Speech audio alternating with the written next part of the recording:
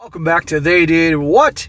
Your source for the internet's craziest and most entertaining stories, where I go over them, analyze them, and on occasion make fun of them.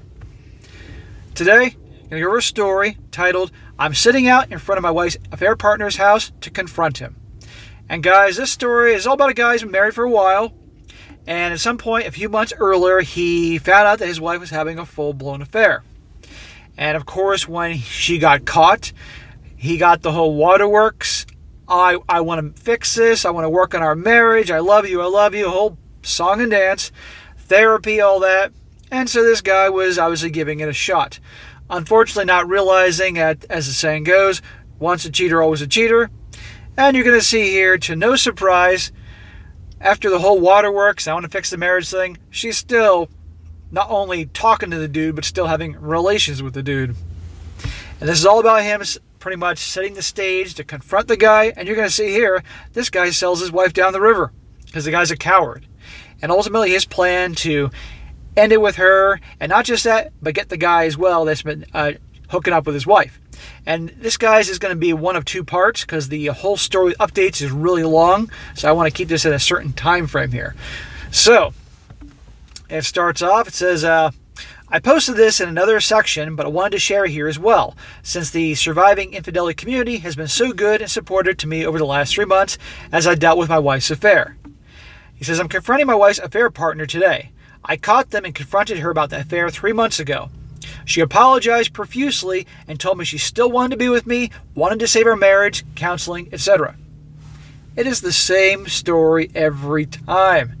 They get caught, the waterworks, I love you, and blah, blah, blah, I want to fix this, I'll do anything to make it work. Well, then why were you hooking up with some dude in the first place? If you love me so much, and blah, blah, blah. It's always the same. It's like there's like a magic book out there for all these responses for them to use when they screw up. He says, we've been in couples and individual counseling. She's outwardly told me all the right things. She loves me and only me, wants to fix things, doesn't want a divorce, etc. She gave me access to her phone, but told me she doesn't want to catch me sneaking going through it. She is in no position to make demands, but she obviously senses this guy's weak because guess what? Even though she was hooking up with some other dude, he still gave her another chance. So immediately, her respect for him got even lower than it was. And then she's making demands. Well, I don't want to see you going through the phone. Lady, I'd be right then there. Not that I would stay with her, but I'd be like, you're going to be cleaning the house when I tell you to clean the house. You're going to be cooking for me when I tell you to cook for me. And guess what? I'm going to look through your phone, surprise inspections whenever I want. At the very least, you should have done that. He says she swears up and down that she's on the straight and narrow to repairing our broken trust. Except, wait for it, she is still seeing him. I found out and kept it to myself. I plan to serve her divorce papers tomorrow. But first, I'm going to confront the affair partner to see what other lies she's been telling me. Good, bro. Hallelujah. Praise the Lord. Do not stay with this woman. I know they talked on the phone a dozen times since I found out and told her that she has gone no contact. She swears she's been in no contact. She swears she hasn't been in contact with him, but the phone records don't lie. They text almost every day. She's obviously deleting them from her phone because I haven't seen them there. But she doesn't know that deleting them on her phone doesn't delete them from her iPad. Aha. So at the moment, I'm sitting in a car outside of his house, waiting for him or his wife to leave for work. If he leaves, I'm going to follow him to where he works and confront him there. If she leaves first, I'm going to knock on his door. Wish me luck, Reddit. I just would be careful in a situation like that. As the saying goes, an animal is the most dangerous when an animal is in a corner. But you're going to see here, this guy's obviously a coward. And he's going to squeal like a pig. Now his first update. He says here, so it's done. I'm an emotional mess. I knew that the community here at Surviving Infidelity would need an update, and here I am to deliver. I'll start with last night. I got home from work, made dinner, and sat down to eat. My wife asked me, how was my day? And I replied, uneventful. That was the extent of it. We ate, played with the kids, and put them to bed like everything was normal. She and I sat down in our bedroom to watch TV, and she said nothing. For like 2 hours. Finally, after our shows were over, she spoke. She says, I'm going to go to bed. And that was it. No confrontation, no discussion, nothing. She went to bed, and I stayed up playing video games for another couple of hours before I went to bed myself. I slept like shit and finally woke up at 5 a.m. The reason I wanted to serve her today was that we had a marriage counseling session over lunch hour. I had already read our therapist in on what I intended to do. So when we sat down and started the session, I didn't wait. And this is a recap of the session at the therapist's office. He says, I talked to the affair partner yesterday. And she said, yeah, I talked to him too. Me, yeah, I know. Her, I don't get it. Why would you go talk to him? Me, because I needed answers to some questions I had about you, and you weren't being honest with me. Her, oh yeah? Well, what did he tell you? Me, honey, he sold you down the river. Her, what does that mean? Me, he told me everything about what you guys have been doing. The sneaking around, the secret meetings, the lovey-dovey phone calls, everything. Her, shocked, he told you? Me, yeah, everything. I went on to list out all the details I already knew from their texts, calls, meetings, dates, times, etc. She started to bawl. Look how nonchalant she is about the whole thing, but the second says we're done, and he gave her all the details and the proof, hence the waterworks, Niagara Falls, crocodile tears. It's amazing how the girls learn this at a very young age.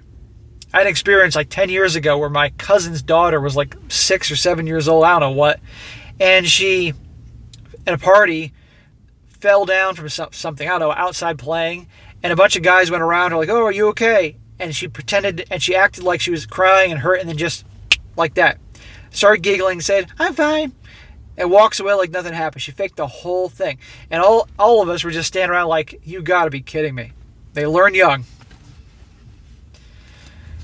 Me, so it's clear to me that while you've been here telling me one thing, your actions tell a completely different thing. So I'm done.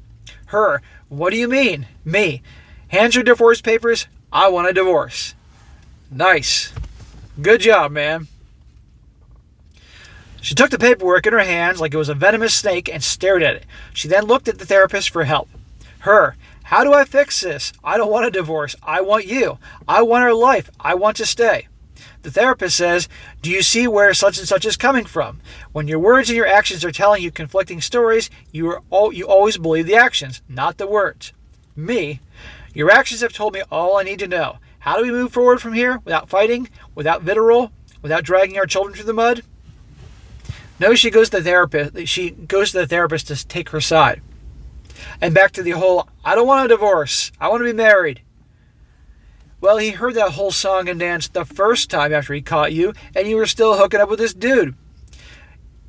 No one in their right minds would believe her. But she's desperate, and honestly has no respect for the guy and thinks he's weak, so she can just cry and carry on and promise everything. And then pretty much after a couple weeks, boom, it'd be business as usual, and she'd be out having relations with this dude. Or someone else. The rest of the session was surprisingly cordial. There were a lot of tears on both sides. I expressed how betrayed and angry I am that she would continue this affair behind my back, thinking of me as the lovable idiot who would never know. She cried because her entire life as she knew it is ending. I told her I cut off her money supply, that she can use half of what we have to hire a divorce attorney. I told her she cannot live with me in our home anymore. She will need to go stay with her family or friends. I told her I was done, and there is no chance for reconciliation. Awesome. He gave her a chance, which I never would have done, and obviously if he had known the old once a cheater, always a cheater, but he gave her a chance, and look what happened. She blew it. No pun intended.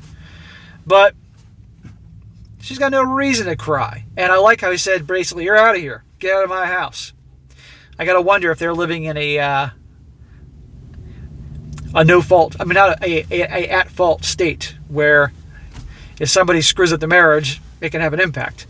A lot of people nowadays are in no-fault divorce states where they can literally do anything and still they make out like a bandit. And when I say they, I mean the wives. She cried more. When we walked out of the appointment, she grabbed my hand and made another last-ditch effort to garner my forgiveness. I pulled my hand away and told her in no uncertain terms that I was done. And I did not want her in my life anymore. Good job, dude. She fell to the ground, sobbing. I walked out the door and left her like that. She could probably get an Oscar for that performance. As I drove away from the therapist's office, I called the affair partner's wife and left her a voicemail saying, "I really need to speak with you. Please call me back ASAP." I then called my attorney and told her to file the paperwork, but to hold on the TRO unless things got ugly. My wife called and texted me several times after I left. I let them go to voicemail and haven't listened to them yet. You got no need to talk to her at this point. And by the way, I would recommend this guy from this moment forward, any communication he has with his wife, there's a record of it some way, whether it's through text or email, because otherwise some things can come back to haunt him. He says, "I felt dead inside as I drove to her parents' house. Before I walked in, my phone rang. It was the affair partner's wife calling me back. He hasn't said anything to her. I told her I need to meet with her in person. Could I meet up with her in an hour? She said yes, and we set up a time and place. I walked into my wife, or soon-to-be ex-wife's house, and told them everything. Her mom started to bawl immediately. These women in his family are always crying. Her dad sat there, stone-faced. I told him I still love her. I told them that I love her and tried to make it work, but that I refused to stand there while she continued to cheat on me behind my back. They were so totally shaken that it was hard to gauge their feelings. I told them that I wouldn't slander her or spread the truth around our friends and family, but that they need to know the truth about why we were divorcing. That took a lot of guts for him to go over to her family's house and look at her parents in the eye and tell them what happened. A lot of guys wouldn't do that. And to be honest with you, if he didn't want to do that, he doesn't have to do that. But he felt like he should, and these are obviously his children's grandparents, so he obviously wants to maintain a decent, amicable relationship. And, of course, he didn't want her to get to them first and tell them a whole bunch of BS, which can make things worse. So I get what he did here, and I respect that. He said, I told them that I don't expect them to support me in all this, and frankly, I want them to support her because she's going to need it. That all goes back to my kids. If she can't afford a decent place to live, I want my kids living in a squalor during the time they spend with her. Her parents can and will support her financially. I told them I love them and that I would miss our relationship. Her dad and I shook hands and hugged her mom before I left. Well, that was nice that they listened to this guy and they parted ways in that moment amicably. Hopefully it will stay that way. Then I drove to the meeting place to meet the affair partner's wife. I'm sitting in the car now, waiting for her to show up. I plan to tell her, show her the video if need be, and let her make the decision on how to proceed from there. If she needs me to be a source of emotional support, I will offer that. No one should have to suffer through this alone. Yeah, he's not letting the guy that was banging his wife get away with this because he's letting his wife know what was going on, and he can definitely get what's coming to him. So that's been my day. I still have to meet with the affair partner's wife, pick up my kids from school, and change the locks of my house. I have a security system set up at home, so if she chooses to steal or damage anything, it will be on video. She knows that too, so I'm not worried about that. More to come. So, quite the interesting story, and what I like about this is this guy, that's it. He's done. He shouldn't have given her that chance in the first place, but I'm glad he finally had the balls to say, that's it, it's over. And it's done. And I wouldn't say he's not going scorched earth on her, but I think he's made it clear, don't mess with me. Now, I'm going to do part 2 of this tomorrow. Actually, this was the original story and the first update. By now, there's 3 more updates to this whole saga. So I'm going to get that all together and have that for tomorrow's video so you can hear it all, what happens with this guy and so forth. But it's definitely going to be entertaining to see where it goes with this the guy that was hooking up with his wife, and obviously how this goes with his wife now, because it's not over by any means with this guy's wife, and you're going to see more as I get into that tomorrow. So, all right, guys, as ever today, be sure to comment down below what you think about this, and also, guys, if you have come across a crazy story you'd like me to share, an entertaining story, if you will, along these lines, by all means, email it to me, and if it's good, I will certainly cover it later on in the future. And be sure to like the video, share it with your friends, and subscribe, and I'll catch you next time.